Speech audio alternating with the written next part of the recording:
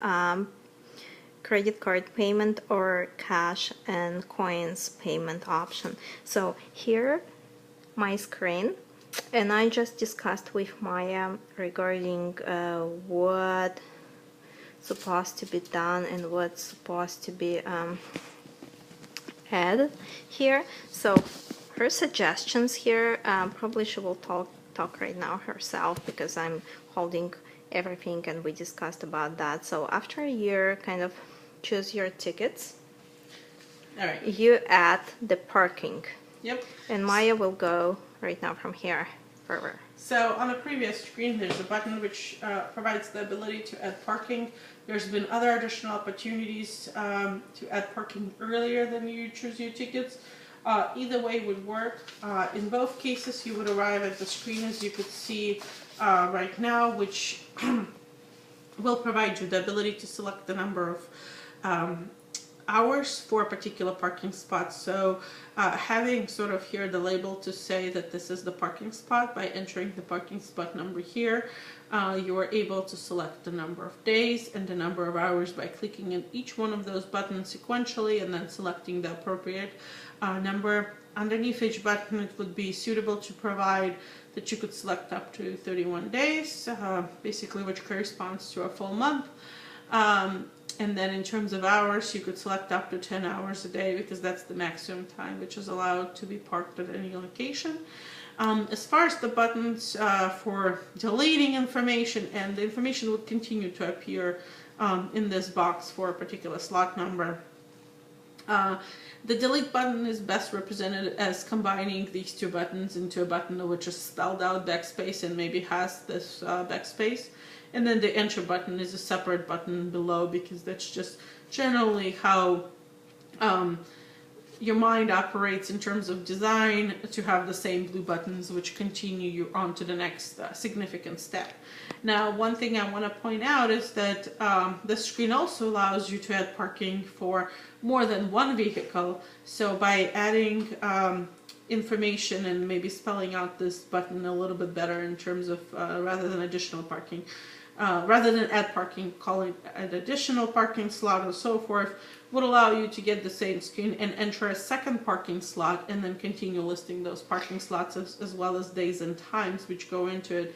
I also want to point out that at any time as we're looking at this screen, by clicking your trip information, it would provide the summary of previously made selections, which we'll see on the next screen. Yeah, so let's go on the next screen to see how and what information will be presented here. So as I told already, we discussed with Maya briefly about how it works, and her suggestions put on the left up corner here, sorry, on the right up corner here, and she probably will go from here with some comments herself. Okay, so first when I arrive at this page, and this could be your trip information page or the page you arrive to after you click next once the parking selected or once the ticket's selected, depending whether you want to add parking or not. Or depending on where throughout your process you want to go to the trip information and just kind of abort some of that. So one important thing which I would recommend generally, regardless of what's featured in the main screen in terms of buttons, rather than the next button, we have the ability to pay buttons, and so those are more important, they take preference.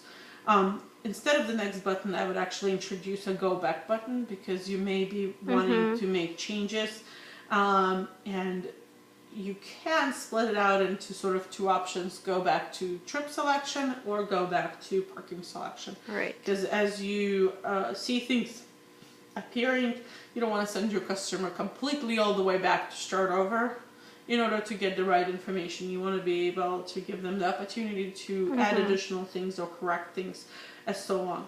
And the next button is really not needed because what you want them to do is not to go to the next screen, but actually choose one of the three payment options, which would be allowing them to pay with credit card, balance, which exists on the card, or the cash or coins. Spelling out cash or coins is a minor thing. Usually that's represented by little icons, like picture icons, showing a credit card, showing, like a gift card balance or something like that, and then cash, like dollar bills and coins. Just some visual, which helps folks with disabilities and things like that.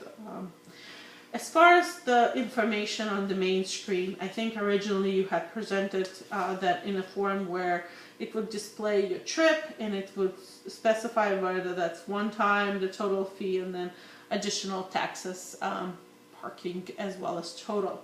What I have seen, and I've done a fair number of traveling in different countries, what I had seen useful in using public transportation is sort of a breakup table, which I'm trying to display here at the top right corner on a sticky sheet.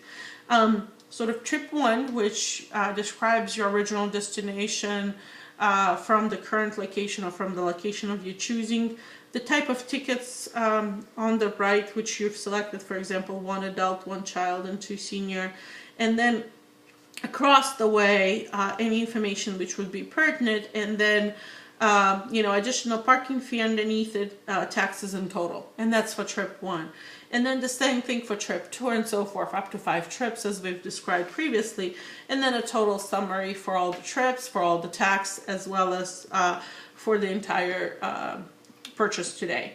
That gives a clear information as far as what you've purchased, and also helps visitors who are traveling on business to provide proper information for reimbursement.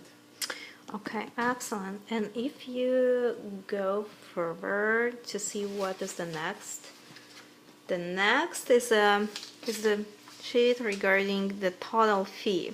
So here we have trip fee, which kind of summarize all of your fees which you chosen before when you were at the choose your ticket type screen. So here you have 3 ways. One is the one way with 1 adult, the other one 2 adults one way, and the third one for round trip, I believe 2 people in there. So let me know if everything is clear for you regarding all those notes and buttons in there. I think almost what I'm missing is the ticket type on all of those and how many tickets were bought. That's the 2 things which I would consider adding, and obviously what we've described in terms of the buttons, ability to go back and make changes, as well as the ability to see how you pay. And then in terms of the total number of payments and the total dollars, I mean, it gives you the information, gives you the summary. Obviously, you would want it to be aligned and well formatted in order to be able to clearly read through the page. Okay, excellent. So right now you want to switch to the payment option here. So here's the list of 2 payment options. One is the credit card and one is the cash or coins. I didn't put coins icon here, it's just a cash for now. So I just want to explain, then you insert your cash or credit card.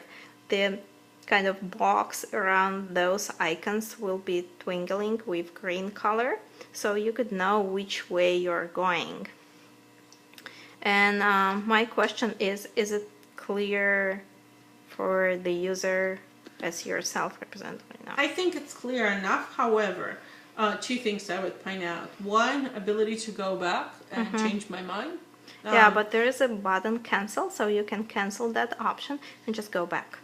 Okay, so typically, and I'll argue that point a little bit, maybe typically cancel means cancel the whole transaction. Okay. So the go back is kind of allowing you to go back to the previous step. Correct. So that's important. Now what I'm finding somewhat challenging is the ability, and I know that's maybe pushing it too far, is the ability to pay partially in cash and partially in card. Because you may find some of the folks who are able to do that. Yeah. And then as probably typical design I see unless where press for space is labels above them. It's just easier for folks in Correct. both cases to have Yeah. here the credit card or the logos, for example, for the credit cards, and then here having the word cash. That's right.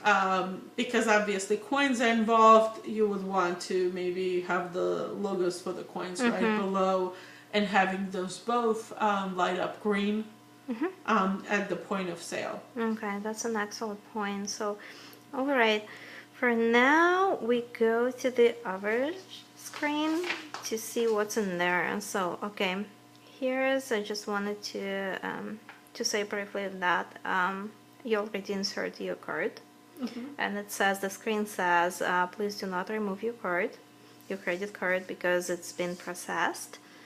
So, So you have a misspelling error in here. You said proceed. Oh, yeah. And you wanted to say processed. Okay. So that's process. Okay. Just write it down.